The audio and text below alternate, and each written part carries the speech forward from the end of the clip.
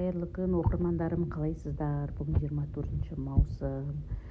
Биз эртең кечки ужин ишип алдык да шалым экөөбүз кой курсун мына жактарды карап келейинчи, эмне болуп атыр экен, суудун кететин, тартылатын түрү бар ма деп. Мына дейтин ада дейтин чайкана го, трассанын жанында.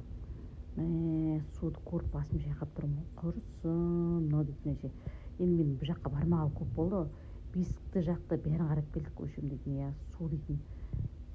Мен айтам, мына суу вообще кайдан келип атыр? Бир жерде тесилип кетип ма? Мына не зат дейм да. Вообще мына дейтин теңиз го, мухит болуп атыр го. Кудай сактасын. Мына качан кетет, качан жерге. Мен мына сууду сиңет деп айта алмайм, жерге бар го. Кудай сактасын, вообще куур шошуп кеттим бар го. Кечке чейин осылай жүрдүк. Карап, суудун баарын, жан жактын баарын карап келдик. Мен айтам, мына быйыл мына суу дейтин кетпейтин болсо калай болот вообще дейм да. Кыста калай болот деп, кыста мына суу дейтин вообще билмейм, сөзүм жок.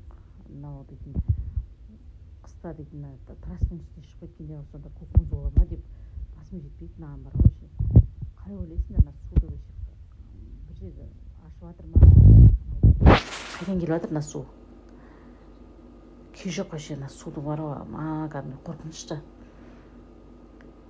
Солай баарын карап келдик. Енді буюрса дагы да bir haftadan keyin, 10 күннөн кийин барып дагы осылай карап салып туратын болом. Билбейм, даже не айтарымды билбейм. Мына бесикти жак го, ана посттун касы. Ал не айтасыңдар ал?